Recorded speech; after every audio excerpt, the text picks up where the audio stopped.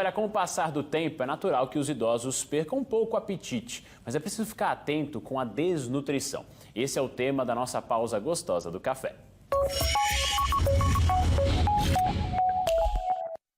E agora eu recebo o médico geriatra Alexandre Brito aqui no estúdio, com a gente na nossa pausa do café. Doutor Alexandre, bom dia, tudo bem? Bom dia, um prazer mais uma vez estar aqui. Prazer é nosso recebê-lo para falar de um tema muito importante, principalmente hoje em dia, porque a gente tem visto, inclusive, muitos idosos que vão morar sozinhos, muitos idosos que às vezes não têm atenção à sua alimentação.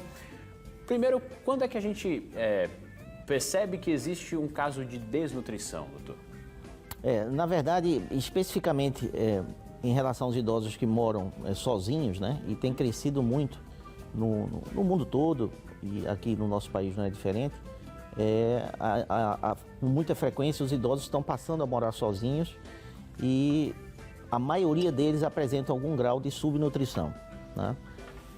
Não é tão fácil fazer o diagnóstico, porque as manifestações clínicas nessa faixa etária são discretas e, na verdade, quando a família vem descobrir ou desconfiar que há vamos dizer, uma fraqueza, né, uma consequência de sarcopenia, que a gente já falou aqui, Sim. Já são em situações mais graves. O idoso que cai, mora sozinho, levou uma queda, e aí a família começa a perceber que ele tem uma fraqueza muscular, e sem contar a parte psíquica, a parte neuropsíquica, porque o cérebro do idoso é muito sensível à deficiência de alguns nutrientes, como vitamina B12 e ácido fólico, que precisam estar diariamente ali na alimentação, né? Então o diagnóstico é um pouco dificultado por essas questões. Então é realmente mais complicado, mas aí é importante a gente estar atento, porque o que pode causar, muitas vezes, é um problema muito mais sério, né, doutor? Porque você não está consumindo a quantidade de alimentos necessários, nutrientes necessários, isso pode acarretar diversos problemas.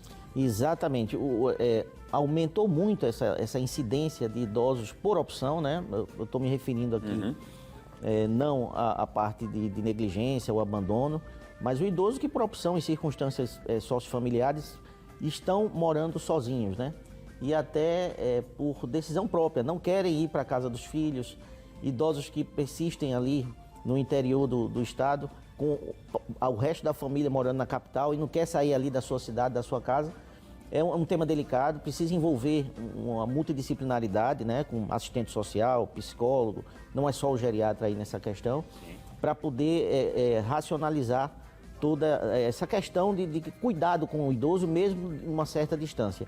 E o fato é que o idoso morando sozinho, ele negligencia o preparo da sua comida, ele passa muitas horas sem se alimentar, e isso vem cronicamente. Com o passar do tempo, déficits nutricionais podem trazer déficits cognitivos, dificuldade de concentração, de atenção, e esse idoso pode apresentar um quadro clínico que se confunde muito com demência. E aí, analisando direitinho, não é uma demência, é um déficit de concentração, de raciocínio em decorrência de uma questão de subnutrição, um quadro de subnutrição por falta de algumas vitaminas. Que às vezes a gente pode falar, não, mas é a idade, é assim mesmo. Na verdade, pode ser o fator da alimentação, né? Exatamente. O fato de não estar se alimentando corretamente. É uma hipoglicemia, mesmo o idoso não fazendo uso de medicações, não sendo diabético, mas ele pode apresentar hipoglicemia pelo tempo que ele passa sem preparar a comida dele, né? Come pela manhã e só vai se alimentar no final da tarde.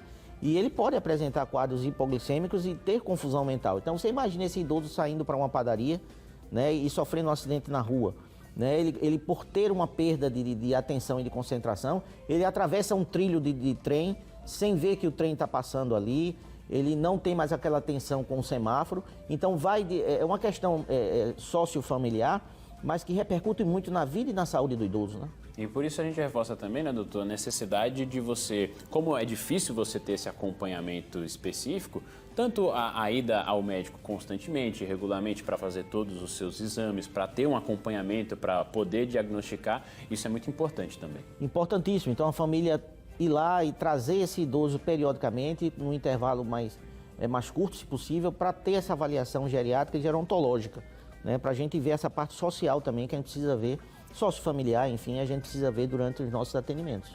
Perfeito. Doutor Alexandre, eu queria agradecer mais uma vez a sua participação aqui com a gente no nosso Pausa do Café e uma ótima terça-feira. Muito obrigado, um abraço a todos.